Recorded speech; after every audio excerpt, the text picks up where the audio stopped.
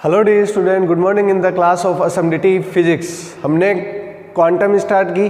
Quantum का हमने लगभग आधा पार्ट पढ़ लिया है। आधा पार्ट का मतलब क्वांटम की मूल परिकल्पना क्या थी, क्वांटम कैसे सक्सेस हुई, कैसे क्लासिकल फिजिक्स कुछ फिनोमेना थी उनको नहीं समझा पाई। ठीक है, तो हमने यहाँ तक पढ़ते हुए आधा पार्ट क्या कर लिया, कंप्लीट कर लिया। आज अपन पढ़ेंगे मैटर वेव्स के बारे में, अर्थात पदार्थ तरंगे, अर्थात किसी कण से रिलेटिव क्या होती है, एक तरंग होती है, उनके बारे में पढ़ेंगे और जिनको अपन बोलते हैं मैटर वेव। ठीक है, देखिए अभी तक हमने जो पढ़ा उसमें हमने पढ़ा कण और तरंग। देखिए कण और तरंग का मतलब क्या, जब अपन बात करें किसकी, कॉम्पटन इफेक्ट की, किसकी बात करें अपन, कॉम्पटन इफेक्ट की। ठीक है, जब अपन बात करें किसकी, फोटो इलेक्ट्रिक इफेक्ट की, किसकी, फोटो इलेक्ट्रिक इफेक्ट की।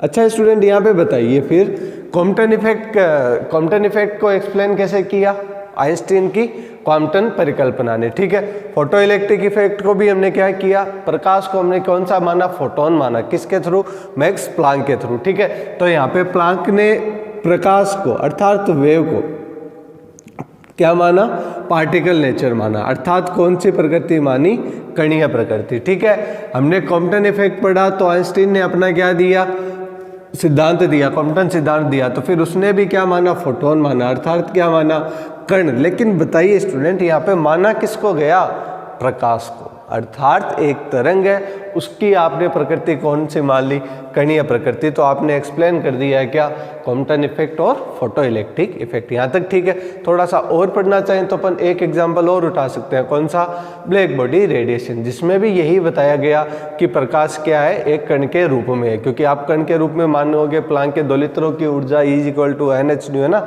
Nhν का मतलब फोटोन ही हो गया, फोटोन का मतलब पार्टिकल नेचर हो गया। इसका मतलब एक पदार्थ मतलब एक तरंग की बात करें तो तरंग कौन सा नेचर रखती है, कणीय नेचर भी रखती है। ठीक है, लेकिन यदि अपन को एक्सप्लेनेशन मांगा जाए किसका, परावर्तन का, एकदम सिंपल, परावर्तन का एक्सप्लेनेशन मांगा जाए, या किसका मांगा जाए, अपवर्तन का। ठीक है, अपवर्तन का। तो ये जो एक्सप्लेनेशन होगा वो किसी तरंग की कणीय प्रकृति के आधार पे करोगे या तरंग प्रकृति के आधार पर।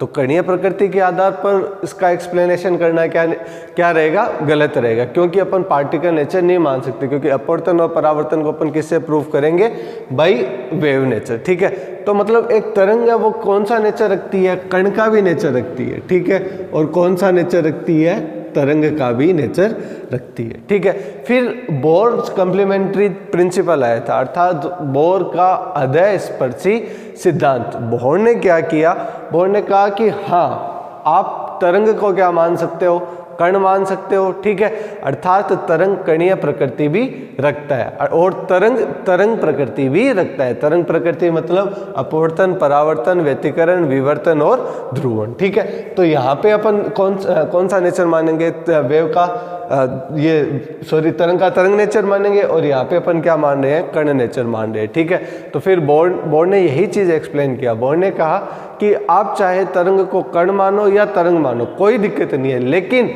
बोर जो कॉम्प्लीमेंट्री प्रिंसिपल है, बोर का आदर्शपर्शी सिद्धांत, इसमें कहा गया कि यदि किसी एक चीज के लिए मतलब यदि आप एक्सप्लेनेशन कर रहे हो किसका, कॉम्पटन इफेक्ट का, तो आप तरंग को क्या मान सकते हो, कण मान सकते हो। ठीक है, लेकिन उस समय आप तरंग को फिर कौन सा नेचर नहीं मानोगे, तरंग प्रकृति नहीं मानोगे। अब मतलब एक एक्सपेरिमेंट में केवल आप एक ही बात करोगे, दोनों बात एक साथ नहीं करोगे। इसका मतलब क्या हुआ, इसका मतलब ये हुआ कि जब अपन कॉम्पटन इफेक्ट पढ़ रहे हैं तब अपन क्या पढ़ेंगे, केवल और केवल पार्टिकल नेचर ही पढ़ेंगे, उसमें अपन वेव नेचर बिल्कुल भी एक्सप्लेन नहीं करेंगे। और किसी में जैसे मान लीजिए आपने व्यतिकरण क्या कर रहे हो, आप एक्सप्लेनेशन कर रहे हो, तो उसमें आप कौन सा नेचर लेके चलोगे, तरंग प्रकृति लेके चलोगे ना, उस समय आप किसकी बात नहीं करोगे, कण की बात नहीं करोगे। तो ये था किसका, बोर का कॉम्प्लीमेंट्री प्रिंसिपल, बोर का अध्यस्पर्शी सिद्धांत था क्या, प्रकाश या तरंग को आप कण या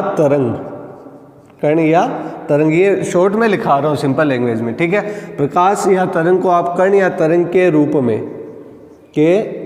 में मान सकते हो, के रूप में मान सकते हो। परंतु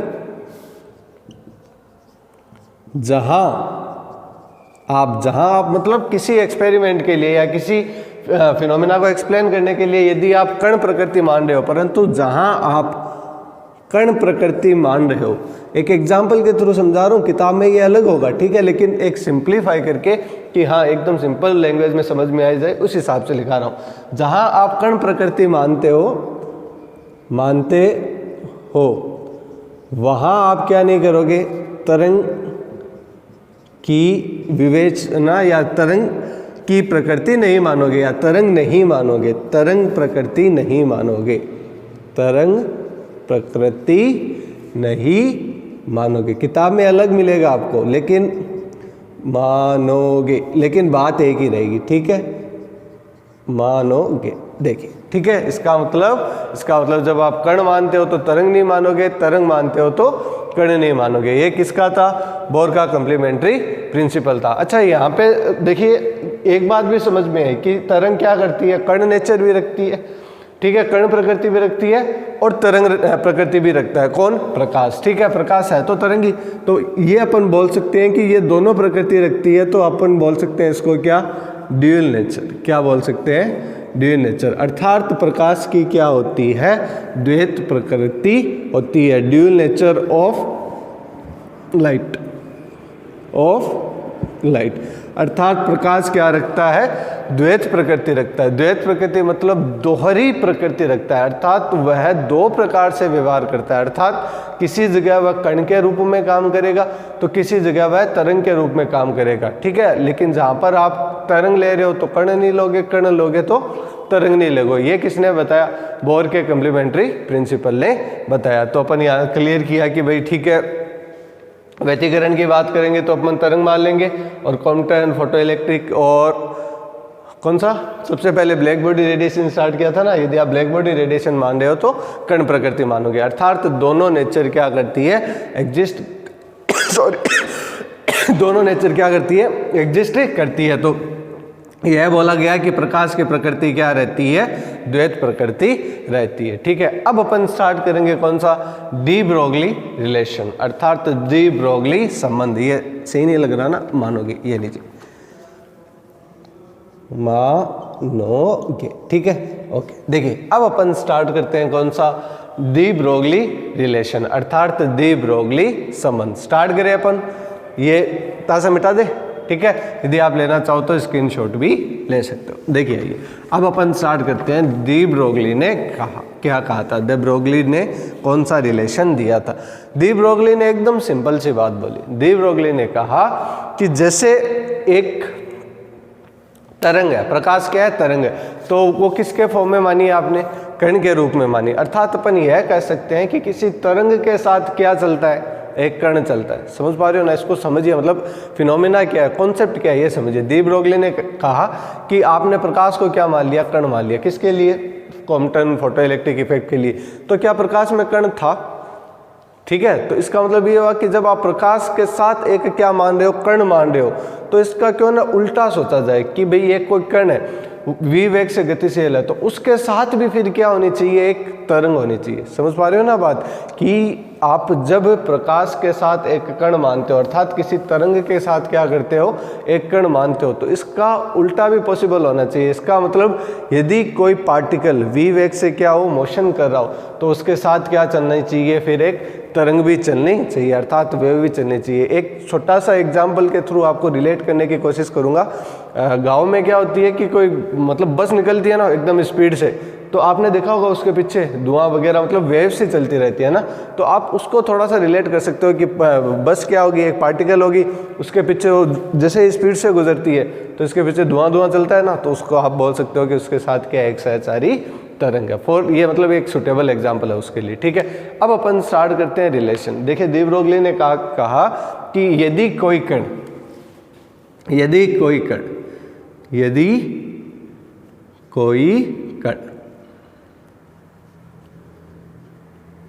v वेग से क्या है? गतिशील है,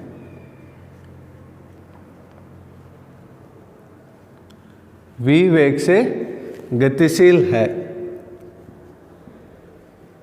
तो उसके साथ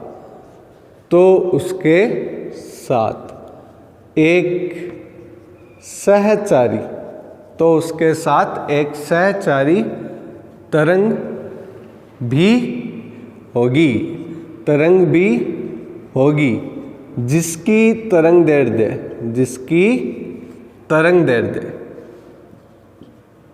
कितनी होगी? जिसकी तरंग दैर्ध्य होगी लैम्डा प्रोपोर्शनल होगी किसके? उसके संवेग के, मतलब व्युत्क्रमानुपाती, इरप्रोपोर्शनल। जो तरंग दैर्ध्य होगी वह उसके संवेग के क्या होगी? व्युत्क्रमानुपाती होगी। बताओ व्युत्क्रमानुपात मतलब ये चिन्ह हटाएंगे अपन तो यहाँ पे एक नया कांस्टेंट आ जाएगा जिसको अपन बोल देंगे सुंदर सा h। क्या बोल देंगे? सुंदर सा h। अर्थात जो तरंग दैर्ध्य होगी उसकी वैल्यू कितनी होगी? h/p, वेयर h इज क्या है? Planck constant. h क्या है? Planck's constant. ठीक है, पहली बात। दूसरी बात, h का मान कितना? 6.62 इंटू 10⁻⁻34। ये लीजिए। तो ये प्लांक, ये किसने बोला? डी ब्रोगली ने परिकल्पना दी कि किसी गतिशील सहचारी कण के साथ भी क्या होती है? एक तरंग होती है।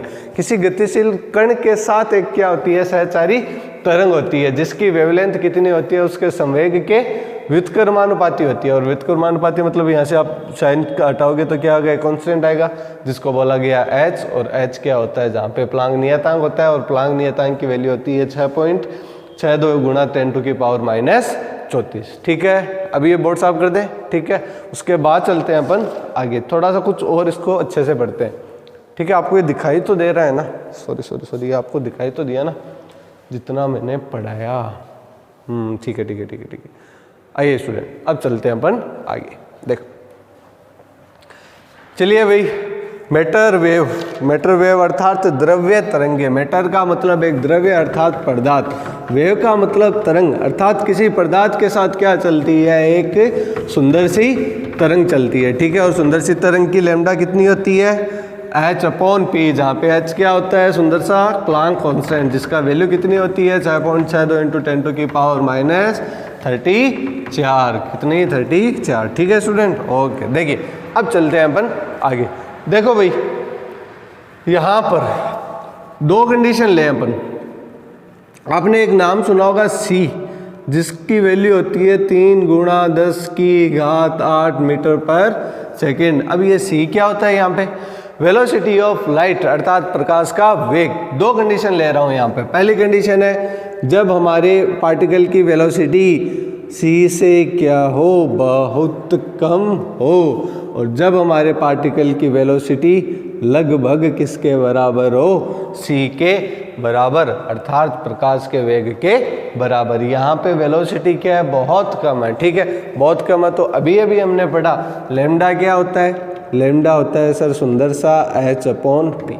ठीक है, P देखिए, P क्या होता है? P होता है सर mv। क्या? mv। बात सही है? सही है भाई। संवेग अर्थात द्रव्यमान के साथ वेग। ठीक है, द्रव्यमान को गुणा करवा दो किससे? वेग से, तो क्या बन जाएगा? संवेग। ठीक है, देखिए अच्छा एक बात बताइए, एक गतिज ऊर्जा के लिए आप फॉर्मूला लिखते हो। ठीक है, गतिज ऊर्जा को आपने बोल दिया E, दिखाई दे रहा है ना? ½ of m0 v²। ½ of m0 v²। m0 क्या है? जहाँ पर m0 विराम का द्रव्यमान है। थोड़ा सा इस तरफ लिख देते हैं। ठीक है, जहाँ m0 क्या है? विराम द्रव्यमान है। ठीक है, देखिए यहाँ पे अब दिखेगा E = ½ ऑफ m0 v²। जहाँ पे m0 क्या है? विराम द्रव्यमान। ऊपर नीचे m0 से गुणा करवा दो तो यहाँ पे कितना बन जाएगा? m0² बन जाएगा। और यहाँ पे कितना रह जाएगा? m0 हो जाएगा। तो m0² v² कितना हो गया? 2 E m0। और यहाँ पे आप स्क्वायर हटाओगे तो यहाँ पे क्या लग जाएगा? रूट। अर्थात आप लैम्डा को लिख सकते हो कितना? h/√2m0E। कब? जब आपके पास कण की वेलोसिटी प्रकाश के वेग से क्या हो? बहुत कम हो। प्रकाश का वेग कितना? थोड़ा सा ही होता है, 3 × 10⁸ मीटर पर सेकंड, ज़्यादा नहीं होता, इकाई, दहाई, सैकड़ा, हज़ार, 10,000, लाख, 10 लाख करोड़ है ना, लगभग 3 करोड़ मीटर पर सेकंड ऐसा, ठीक है। अब एक बात बताइए, हमारे पार्टिकल की वेलोसिटी कम है, कितनी है, मान लीजिए 100 km/h है, तो इससे तो बहुत ही कम है ना। उस कंडीशन में आप क्या कर सकते हो, ये लैम्डा बना सकते हो, ठीक है। अब बताइए, जब आपके पास प्रकाश का वेग के बराबर क्या आ जाए, वेलोसिटी आ जाए, तो आप जानते हो आइंस्टीन का जो सापेक्षिकता का सिद्धांत था ना, m = m0 √1 - v²/c², ठीक है स्टूडेंट। अब देखिए यहाँ पे v लगभग किसके बराबर है, c के बराबर है, तो यहाँ पे v की जगह आप क्या लिख सकते हो, c लिख सकते हो, तो यहाँ पे भी c² हो जाएगा, दैट मीन c² से c² कैंसिल आउट हो जाएगा, ठीक है। इसका मतलब m बराबर कितना आ जाएगा, m बराबर आ जाएगा m0 आ जाएगा ना। इसका मतलब यहाँ पे m बराबर जब m0 रखेंगे तो 2m हो जाएगा, और 2m किसके बराबर बन जाएगा, वापस m के बराबर। देखिए ये सोल्व करके बता देता हूँ। देखिए यहाँ पे कितना आ जाएगा, यहाँ पे 2m आ जाएगा, 2m आ गया ना, तो वापस गतिज ऊर्जा, अब m बराबर आपको m0 नहीं रखना, m ही रखना है, तो mv² हो गया, m से ऊपर नीचे गुणा करवा दीजिए, ठीक है।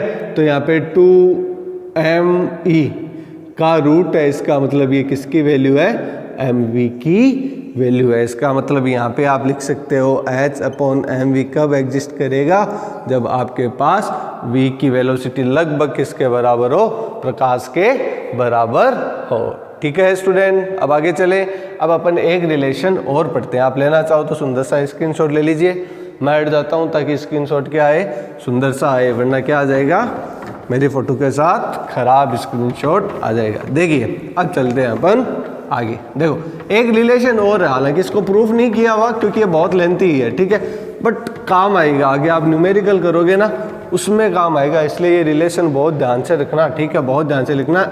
E = √p² c² + m0² c⁴ इसका डेरिवेशन बहुत लंबा है, डेरिवेशन नहीं बताऊंगा, सिर्फ और सिर्फ एक रिलेशन बताऊंगा, ठीक है। अब ये रिलेशन, हाँ सही है, E क्या है, एनर्जी है, p² c², p क्या है, संवेग, c क्या है, प्रकाश का वेग, m0 क्या है, विराम द्रव्यमान नोट, c क्या है, प्रकाश का वेग, जहाँ पे अपन इतना लिख सकते हैं E = एनर्जी, ठीक है, ओके, एनर्जी, ठीक है। देखो p क्या हो गया, मोमेंटम, क्या हो गया, मोमेंटम, और where c velocity of light, ठीक है। देखिए अब अपन चलते हैं आगे, इतना क्लियर हुआ, ठीक है। बस ये इतना एक रिलेशन ही था, किताब में एक रिलेशन बता रखा है इसलिए, ताकि आप मतलब कहीं पे आप न्यूमेरिकल करोगे ना तो काम आएगा। और एक इसी पे बेस्ड एक एग्जाम में पूछा भी गया है कि प्रूफ दिस है ना, तो उसमें यदि ये रिलेशन यहाँ पे नहीं बताता तो वहाँ पे क्या रहती, प्रॉब्लम रहती, इसलिए मेरे को ये यहाँ पे बताना सही लगा, ठीक है। अब एक बात करते हैं अपन, देखिए स्टूडेंट, अपन एक बात सोचते हैं कि भाई मान लीजिए आपके पास एक 50 ग्राम की क्या है, गेंद है, ठीक है। आपके पास 50 ग्राम की गेंद, बताऊं क्या कौन सी हो सकती है, कंचे खेले हैं ना कभी, वो लगभग किसके ग्राम का हो सकता है, 50 ग्राम। 50 ग्राम तो ज़्यादा बोल गया, पर एक बड़ा सा कंचा आता है उसमें, है ना, जिसको पता नहीं बोलते तो क्या है, बट ये इतना बड़ा सा रहता है ना। तो आपके पास एक 50 ग्राम की क्या है, बॉल है। अब देखिए मैं बता क्यों रहा हूँ, 50 ग्राम की आपके पास कंचा है, ठीक है, आपको याद रह जाए तो ये लीजिए, आपके पास कंचा है, आपने उसको वेलोसिटी दे दी, मान लीजिए आपने उसको 50 km/घंटे के हिसाब से आपने फेंका, ठीक है। तो आप उसकी क्या निकाल सकते हो, लेमडा कैसे निकालोगे, h/mv से सिंपली निकाल सकते हो ना। लेकिन यहाँ पे जब आप लेमडा निकालोगे तो उस लेमडा का मान इतना कम आएगा कि आप ऑब्जर्व भी नहीं कर पाओगे कि उसके साथ क्या है, एक सहचारी तरंग है। कहने का मतलब समझ पा रहे हो, कहने का मतलब ये है कि सिंपली जो कोई सिंपल वेलोसिटी से चल रहा होता है ना, उसके साथ जो सहचारी तरंग आती है ना, उसको आप क्या नहीं कर सकते, आप महसूस ही नहीं कर सकते, अर्थात उसको ऑब्जर्व भी नहीं कर पाओगे, आप क्या नहीं कर पाओगे, देख भी नहीं पाओगे अच्छे से, ठीक है। क्यों, क्योंकि आपके कण की वेलोसिटी प्रकाश के वेग से क्या बहुत कम है, और पार्टिकल का मास भी 50 ग्राम बहुत ज़्यादा होता है, ठीक है, ये बहुत ज़्यादा है। इसका मतलब इसके साथ जो तरंग चलेगी ना सहचारी, उसको आप क्या नहीं कर पाओगे, ऑब्जर्व भी नहीं कर पाओगे। तो जी डी ब्रोगली प्रिंसिपल है, ये फिर लगता काम पे। बात ये है कि सर इसको रियलाइज अपन कहाँ पे कर सकते हैं, ऑब्जर्व कहाँ कर सकते हैं। तो इसको ऑब्जर्व यदि करना चाहो तो मान लीजिए आपके पास क्या एक इलेक्ट्रॉन है, एक इलेक्ट्रॉन को आपने त्वरित करवा दिया, ठीक है। ये बात सही रहेगी कि भाई एक इलेक्ट्रॉन है, इलेक्ट्रॉन का द्रव्यमान कितना 9.1 इंटू 10⁻⁻31 kg, ठीक है। ये इलेक्ट्रॉन, अब देखिए द्रव्यमान कितना कम हो गया, और उसी के अकॉर्डिंग आपने क्या दे दिया, उसको वेलोसिटी दे दिया। मान लीजिए आपने वेलोसिटी उसको बहुत ज़्यादा दे दिया, मान लीजिए 10⁻7 मीटर पर सेकंड से आपने क्या कर दिया, इसको वेलोसिटी दे दिया। तो अब इसके सापेक्ष जो तरंग दैर्ध्य आएगी ना, इसके सापेक्ष तरंग दैर्ध्य कैसे निकालोगे, लेमडा होगा h/mv, लेमडा बराबर h/mv। h की वैल्यू 6.6 गुणा 10⁻⁻34, m कितना 9.1 इंटू 10⁻⁻31 गुणा आपने जो वेलोसिटी दी वो कितनी दी 10⁻7। तो यहाँ से जो आपके पास लेमडा आएगी वो आएगी लगभग ऑब्जर्व के बराबर होगी, कि आप क्या कर पाओगे, उसको महसूस या ऑब्जर्व या देख पाओगे। कैसे, क्योंकि इलेक्ट्रॉन मतलब इलेक्ट्रॉन 50 ग्राम की गेंद से कितना लाखों गुना क्या है, भारी है, और आपने क्या बढ़ा दी, वेलोसिटी भी बढ़ा दी। अब जो लेमडा आएगी ना, तो वो लेमडा क्या होगी, एक विजिबल लेमडा होगी, आपको महसूस हो पाएगा कि हाँ जब इलेक्ट्रॉन फ्लो कर रहा था तो उसके साथ क्या थी, एक सहचारी तरंग थी। तो ये कहने का मतलब इतना ही था कि ये जो ऑब्जर्व करते हो ना, ये बहुत मतलब कम द्रव्यमान के और बहुत ज़्यादा वेलोसिटी पार्टिकल रहते हैं ना, उस पर क्या रहती है, अप्लाई रहती है। अपन बोलना चाहिए कि बस वाला बताया था ना, तो मैंने बताया था मिट्टी भी बताई थी साथ में, ठीक है। वो घूमने की वजह से मिट्टी आ जाती है, मैंने कहा ये सुटेबल एग्जाम्पल हो सकता है, बट ये नहीं कि वही एग्जाम्पल सही है, ठीक है।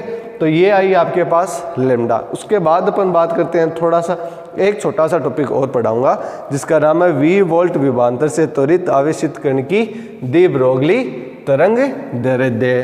क्या बोला, हेडिंग वी वोल्ट विभवांतर से त्वरित, वापस बोलिए सर, अभी क्या बोले, वी वोल्ट, ये लीजिए वी वोल्ट विभवांतर से त्वरित, विभवांतर राइटिंग खराब होगी ना, विभवांतर से त्वरित इलेक्ट्रॉन की लेमडा, इलेक्ट्रॉन की लेमडा। बताइए कैसे निकालें, आप बताओ। सर लेमडा निकाल लेंगे, कोई दिक्कत नहीं है। Lambda is equal to h upon, अभी बताया था आपने 2m0 e, ऐसा कुछ है ना, ठीक है, निकल जाएगी लेमडा, कोई दिक्कत नहीं है। लेकिन सर एक e की वैल्यू आ जाए और m0 की वैल्यू आ जाए, h की इनकी वैल्यू आ जाए, तो अपन v वोल्ट विभवांतर से त्वरित इलेक्ट्रॉन की क्या निकाल सकते हैं, अपन लेमडा भी निकाल सकते हैं, पहली बात। दूसरी बात, यहाँ पे e कैसे निकालें, तो 12th में पढ़ा था विभवांतर, ठीक है, v is equal to w upon Q, किया गया कार्य बट्टे आवेश। तो कार्य क्या होती है, ऊर्जा, ऊर्जा को आप किससे लिख सकते हो, सुंदर से, इससे। तो E की वैल्यू कितनी आ गई, QV, कितनी आ गई, QV। अब यहाँ पे Q क्या, Q नोट भी लिख सकते हो, कोई दिक्कत नहीं है। यहाँ पे Q नोट क्या, इलेक्ट्रॉन का चार्ज, और V क्या, वोल्टेज जो आपने दिया। तो ये सुंदर सी E की वैल्यू आप कहाँ पे पुट कर दीजिए, यहाँ पे पुट कर दीजिए। तो लेमडा कितना बन जाएगा, लेमडा बन जाएगा h अपॉन √2m0, कितना हो जाएगा, Q इंटू E, हो गया, Q इंटू E। अब देखिए आगे, h की वैल्यू 6.6 गुणा 10⁻⁻34, ये 34 याद रखना, एग्जाम में आप कंफ्यूज नहीं होंगे, ठीक है।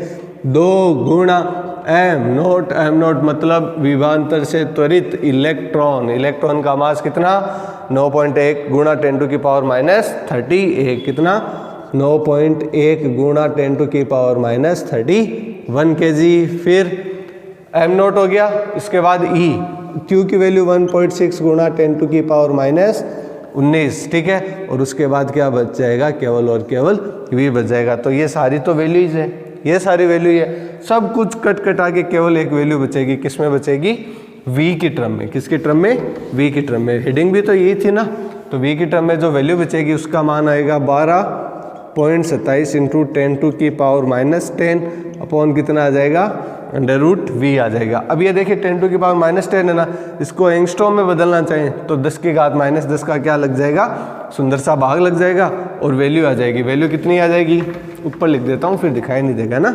तो ये वैल्यू आ जाएगी 12.27 बटे √V, और यहाँ पे कितना आएगा, एंगस्ट्रॉम। ये क्या आ जाएगी, लेमडा की वैल्यू, अर्थात V वोल्ट विभवांतर से त्वरित इलेक्ट्रॉन की यदि आपको कोई लेमडा बोले तो आप निकाल सकते हो 12.27/√v, अर्थात केवल और केवल अब आपको क्या लगाना है, v का भाग लगाना है और आपके पास क्या आ जाएगी, लेमडा आ जाएगी। तो ये था स्टूडेंट प्रदात तरंगे अर्थात मैटर वेव पे एक छोटा सा बेसिक वीडियो, ठीक है। अब जो अपन नेक्स्ट स्टार्ट करेंगे कल, उसका नाम होगा डेविसन जर्मर प्रयोग, ठीक है। डेविसन जर्मर प्रयोग इसी में आएगा, मैटर वेव में भी आता है और ये हमारे सिलेबस में है। तो स्टूडेंट आई होप ये आपको वीडियो पसंद आया हो तो लाइक शेयर सब्सक्राइब तो आपने कर ही रखा है। वो इसलिए कि भाई किसी स्टूडेंट को इस टॉपिक्स में प्रॉब्लम हो तो वो क्या कर सके, पूछ सके, ठीक है। Thanks for this video watching. यदि इस वीडियो से रिलेटिव कोई भी क्यूरीज, कोई भी डाउट, कोई भी क्वेश्चन, कोई भी आपके मन में हो सर ये कैसे हुआ, तो जो असम डिटी का BSc फाइनल ईयर का ग्रुप बना हुआ है आप उसमें मेरे को मैसेज करके पूछ सकते हो। यूट्यूब में कमेंट सेक्शन ऑन रहेंगे, आप चाहो तो उसमें भी पूछ सकते हो। Thanks for this video watching. Thank you बेटा।